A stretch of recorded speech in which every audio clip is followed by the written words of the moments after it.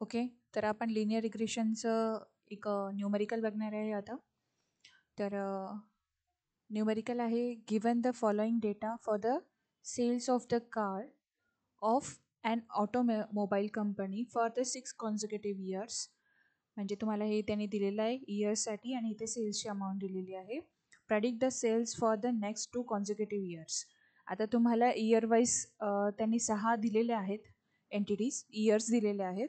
त्याच्यानंतर तुम्हाला next consecutive इयरसाठी ही जी price राहील सेल्सची ती काय राहील हे तुम्हाला प्रेडिक्ट करायचं आहे किंवा कॅल्क्युलेट करायचं आहे. तर बाय लिनियर रिग्रेशनने आपण हे कॅल्क्युलेट करणार आहे. सो लिनियर रिग्रेशनचं इक्वेशन आपल्याला माहिती आहे, that is y is equal to mx plus c. Okay, so याच्या वाय जेव्हा आपल्याकडे असते y is equal to mx plus c, तेव्हा एम आणि सी आपल्याला कॅल्क्युलेट करायचं असते. आणि इथे आपण स्टार्टिंग करतोय एम पासून, राईट. एमचा फॉर्म्युला काय, summation of x minus x bar y minus Y bar divided by summation of x minus x bar ब्रॅकेटचा स्क्वेअर. ठीक आहे, त्याच्यामध्ये आपल्याला काय काय लागणार आहे, काय काय काढायचं आहे. आपल्याकडे काय आहे, पहिली गोष्ट आपल्याकडे एक्स आणि वायच्या गोष्टी आहेत. आपल्याला एक्स बार वाय बार काढायचं आहे, देन एक्स मायनस एक्स बार काढायचं आहे, वाय मायनस वाय बार काढायचं आहे, देन त्यांचं मल्टिप्लिकेशन काढायचं आहे आणि एक्स मायनस एक्स बार त्याचा स्क्वेअरसुद्धा काढायचा आहे. So starting from the x bar आपण एक्स बार काढणार आहेत. तर हे सर्व इयर्स जे आहेत त्यांचे ॲडिशन करणार आहेत. यांना तुम्ही नंबर्सच समजणार, 2013 असं नाही समजणार, 2013 असा एक नंबरच समजणार. तर हे सर्व आपण इयर्स घेतले डिवायडेड बाय 6. का, कारण की मीन काढतोय. एक्स बार म्हणजे काय, एक प्रकारे मीन. ठीक आहे ना, तर 6 का घेतले, कारण की 6 इयर्स आहे, राईट. देन त्यांची ॲडिशन आली 12093 divided by 6. You will get the 2015.5. म्हणजे एक्स बार निघालाय. सेम तुम्ही वाय बार काढणार. वाय बार वाय दिलेला आहे, सर्वांची ॲडिशन करणार. 110 प्लस 100 प्लस 250, हे असे सर्व 300पर्यंत तुम्ही व्हॅल्यूज घेणार, त्यांना डिवायडेड बाय 6 करणार. म्हणजे you will get the y bar. ठीक आहे, वाय बार आलेला आपल्या 210.83. ठीक आहे, आता एक्स बार निघालेला आहे, वाय बार पण निघाला आहे. मग आता काय करायचं आहे, x minus x bar y minus Y bar, then या टर्मची या टर्मचं मल्टिप्लिकेशन डिवायडेड बाय ही जी टर्म आहे ते पण काढावी लागेल.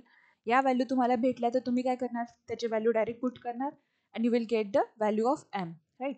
म्हणून आपण इथे एक्स आणि वाय गिवन आहे, म्हणून एक्स मायनस एक्स बार काढतोय, वाय मायनस वाय बार काढतोय, then multiplication and then square. ठीक आहे, एक्स आणि वाय गिवन होते, एक्स बार वाय बार आत्ताच काढले आपण.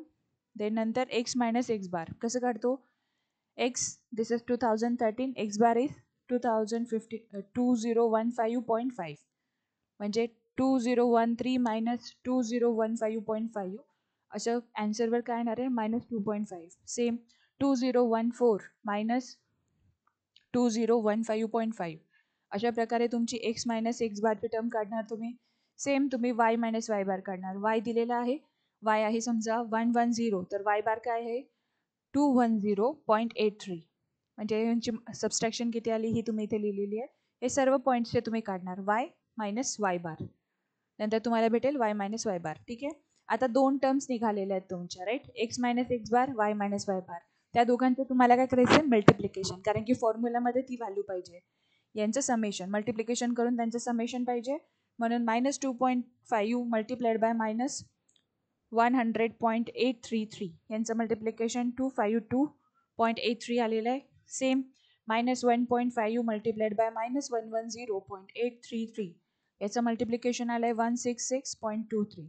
सेम सगळ्यांचं तुम्ही याचं मल्टिप्लिकेशन काढून घेणार आणि you will get the summation is equal to 68682.5. ठीक आहे, यांचं समेशन मिळालं आहे, म्हणजे सगळ्यांची ॲडिशन.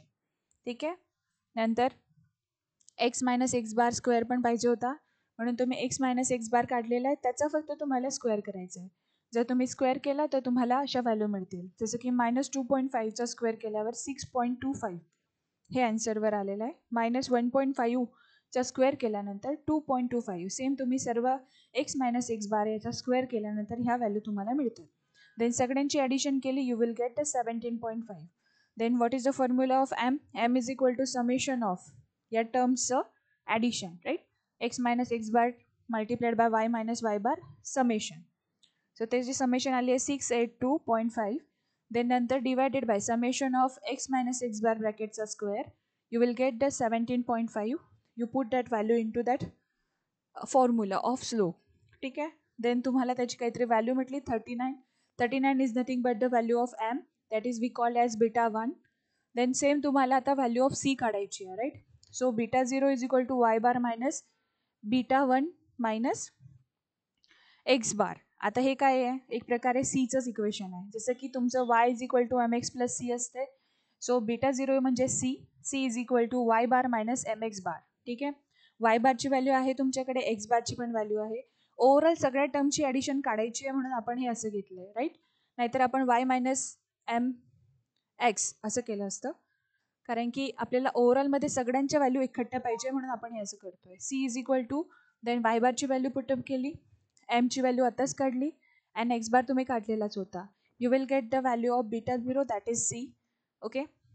देन आता तुम्हाला त्यांनी क्वेश्चन काय विचारलं होतं स्टार्टिंगला, की नेक्स्ट 2 कॉन्झिक्युटिव्ह इयर्सचं तुम्हाला सेल्स काढायचं आहे. ठीक आहे. 2018 पर्यंतच्या टर्म्स दिलेल्या होत्या आणि त्यांनी मेन्शन केलेल्या नेक्स्ट 2 कॉन्झिक्युटिव्ह इयर्स.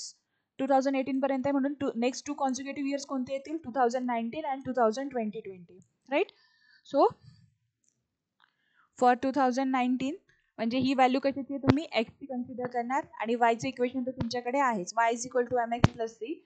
एम तुम्ही आताच काढला आहे, that is 39 multiplied by X. आता तुम्ही कन्सिडर करणार 2019 प्लस सीची व्हॅल्यू ती आता काढलेली आहे ती तुम्ही इथे पुटअप करणार.